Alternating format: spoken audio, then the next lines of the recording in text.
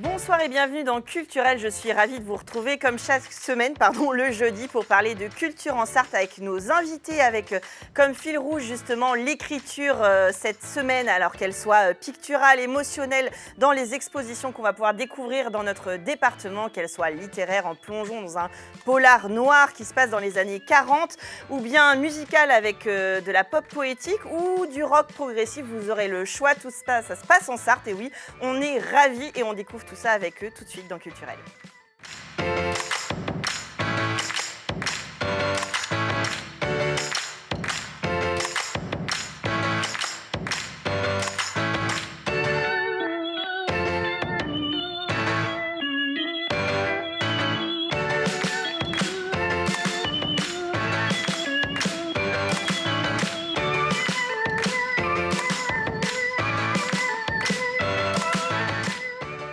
Et on commence à Serrenfoul-Tourte où on va découvrir le travail de Silène. Bonsoir. Bonsoir Chloé. Vous êtes donc l'artiste qui a été programmé par Monsieur le maire Roger Pierriot. Bonsoir. Bonsoir. Alors, je vais commencer comme d'habitude, j'ai envie de dire maintenant, parce que vous allez finir par devenir un habitué. Vous allez avoir votre nom sur le fauteuil à l'espace Gérard Véron à Serrenfoul-Tourte. Vous avez choisi d'exposer, comme d'habitude, un artiste singulier, une artiste, Silène. Qu'est-ce qui vous a touché, particulièrement plu pour lui proposer cette exposition? Oui, d'abord, juste un petit rectificatif. Je ne suis que maire adjoint, je ne suis pas maire. Oui, pardon. Bon, et chargé des affaires culturelles. Voilà, non, mais c'est c'est ça. pas grave.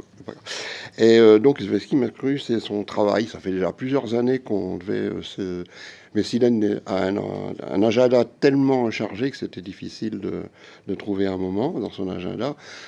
Ce que je trouve, c'est vraiment un domaine particulier, très personnel, et c'est son travail sur les différentes matières qu'elle utilise. Elle saura vous en parler beaucoup mieux que moi, mais différentes techniques, même pas ancestrales, mais du Moyen-Âge. Oui, Antiquité. Antiquité. Ça commence à dater. Ça commence à dater.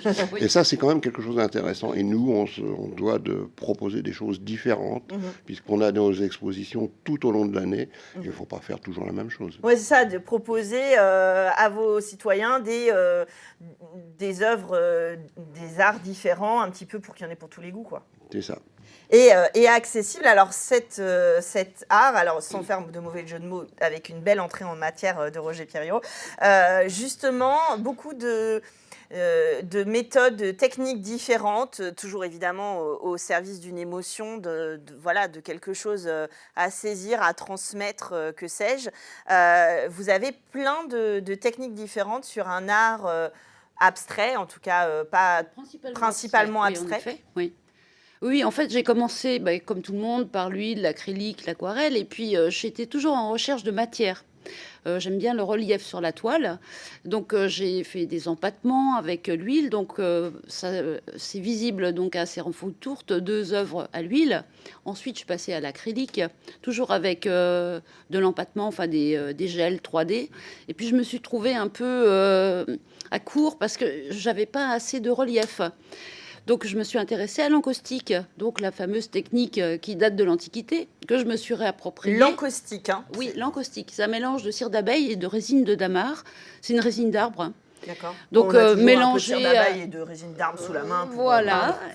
Oui, donc, je les pigmente et je les travaille ensuite à chaud sur du bois. Donc, j'ai mis 1 an avant de trouver comment faire. Et Vous donc là, appropriez la j'avais technique, ouais. voilà.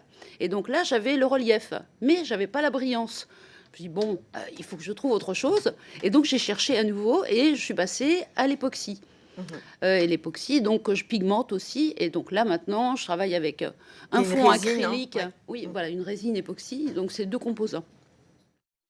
Donc, je travaille avec des fonds acryliques en relief et je rajoute de la brillance, donc, avec l'époxy. Alors, tout ça pour expliquer aux téléspectateurs, parce qu'on n'a pas besoin forcément d'avoir tout le processus, même si on est curieux de savoir comment c'est. Oui. Tout ça pour rendre les couleurs éclatantes, pour avoir Voilà, cette question de luminosité. La Oui, brillance, ça oui. fait partie de la lumière, et puis de ce qu'on laisse dans l'ombre aussi. Et voilà, tout ça, ça fait partie de l'écriture, justement, artistique. Qu'est-ce qui vous inspire? Alors, j'ai lu en préparant l'émission qu'il y avait évidemment votre chemin de vie, comme un peu tous les Oui, artistes, oui, d'être oui. marqué par ce qu'il a besoin d'exprimer. Mais si vous aviez le choix, qu'est-ce qu'est le message que vous avez envie de transmettre à travers ce travail? Pourquoi vous exposez? Pourquoi vous nous le proposez? Alors pour moi, la peinture, on va appeler ça quand même peinture, hein, parce que même si ce sont des techniques un peu particulières, c'est une écriture universelle déjà. J'y exprime donc des émotions, mais aussi mon amour de la nature, de la beauté du monde, donc de la lumière aussi, essayer d'accrocher la lumière, trouver la transparence. Donc j'ai des grandes toiles qui ne sont pas assez en full tourte, mais qui représentent aussi les atolls. Je suis très sensible aussi à la nature et donc la canicule, le réchauffement climatique m'impacte aussi. Et donc j'ai fait toute une collection de toiles qui s'appelle Canicule et donc qui représente justement cette difficulté, enfin ce chaos dans la nature et aussi la série Abyss, donc la version en bleu, donc pour les océans. Alors, on le voit et on en parle souvent sur ce plateau que finalement, l'art, c'est de la culture, c'est des échanges et c'est politique au sens noble du terme. Comment, à Serran-Foultourte, vous avez une programmation quand même exigeante et diverse, comme vous le disiez tout à l'heure.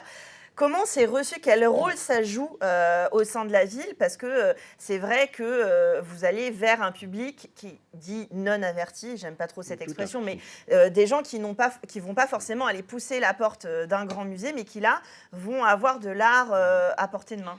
Oui, vous avez totalement raison. Ça fait maintenant 12 ou 13 ans qu'on a lancé ces expositions. C'est tout au long de l'année, sauf en juillet-août, mais autrement, la galerie est occupée. Et au bout de la 3e ou 4e, j'ai entendu quelqu'un de la commune faire la réflexion: ah, j'aimais mieux celle d'avant. Et je me suis dit, on est bien parti. Ça veut dire que les gens viennent, ça veut dire qu'ils comparent, etc. On a aussi autre chose, on est au milieu des écoles. On a tous les enfants qui viennent, qui passent, parce que c'est un lieu de passage, en fait, cette galerie.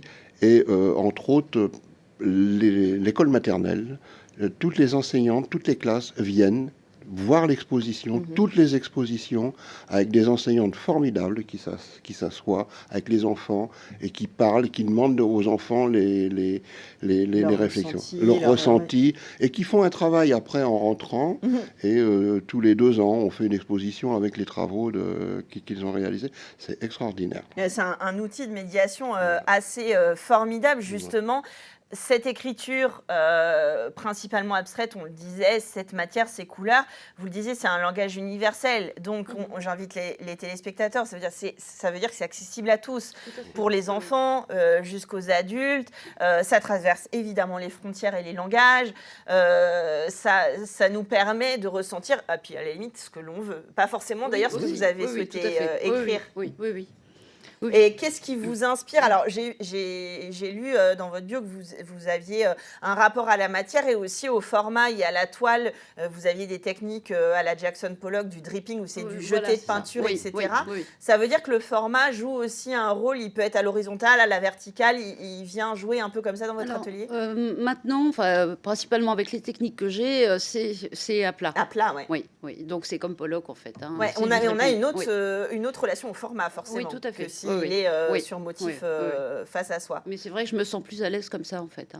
Alors, on vous retrouve donc à l'espace Gérard Véron, c'est jusqu'au 28 février. Oui. Voilà. Et du coup, on peut vous découvrir. Et c'est ouvert au public tous les jours de 8h du matin à 19h le soir, et le samedi matin de 10h à midi. Et c'est gratuit. On peut aller découvrir le travail de Silène à l'espace Gérard Véron à Serran-Foultourte. Vous avez jusqu'au 28 février. Dépêchez-vous, ce mois est petit. Merci d'être venu nous parler de votre exposition sur votre plateau. Puis on se dit à la prochaine exposition. Voilà. Et puis nous, on continue avec d'autres écritures tout de suite dans Culturel.